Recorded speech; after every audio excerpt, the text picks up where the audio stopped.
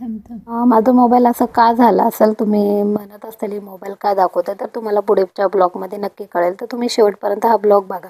आणि छान प्रवास आहे माझा. श्री स्वामी समर्थ सर्वांना. तर आम्ही फायनली अक्कलकोटला निघालेलो जायला, कारण चिनूचा बड्डे होता. तिला 18 कंप्लीट होऊन 19 लागणार होतं. त्यामुळे ती बोलली, पप्पा मला अक्कलकोटला जायचं. म्हणजे आमचं तळ्यात मळ्यात होतं, काळूबाईला तर जायचं नसं अक्कलकोटला तर जायचं. मग शेवटी काय अक्कलकोट घेतलं. आणि 1 वर्षानंतर मी चाललेले आणि मला खूप प्रसन्न वाटलं आणि एवढं भारी वाटत होतं. मी अक्कलकोटला जाणं, मला रातभर खरंच झोप आली नाही आहे. आणि मग काय फायनल आम्ही निघालो. अक्कलकोटला निघाल्यानंतर आम्ही आमच्या इथे दगडूशेठच्या पुढे शंकर महाराजाचं मंदिर आहे. मग तिथे आम्ही गेलतो, म्हणजे मठात, शंकर महाराजाच्या मठात गेल्यानंतर आरती चालू, नेमकी आरती भेटली आम्हाला आणि मस्त दर्शन झालं आमचं. खूप जवळून दर्शन झालं आणि खूप छान वाटलं. त्यानंतर तिथे नेहमी प्रसाद असतो, मसाला भात म्हणजे खिचडी.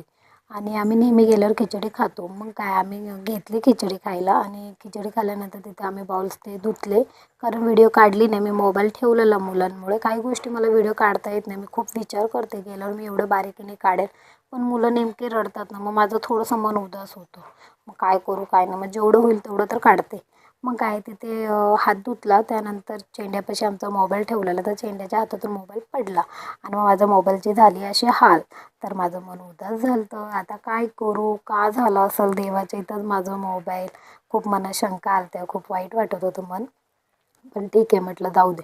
मग गाडीत बसलो, मग गाडीतून निघालो. मग अक्कलकोटला पोचलो संध्याकाळी आणि पोचल्यानंतर खूप पाऊस होता आणि खूप उशीर झाला होता आणि तिथे पण आम्हाला योगायोग नेमकी आरती भेटली.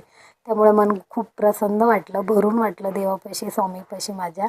आणि मी खरंच स्वामीला भरपूर मानते. असे भरपूर जण आहेत मानतात, मला माहीत आहे. पण मी जेवढं मी जे मागेल स्वामीने मला दिलेलं आहे. काही जे माझं नाही आहे ते मला देतच नाही आहे कधी, हे मला पण माहीत आहे. तर असा होता माझा छोटासा दिवस म्हणजे प्रवास.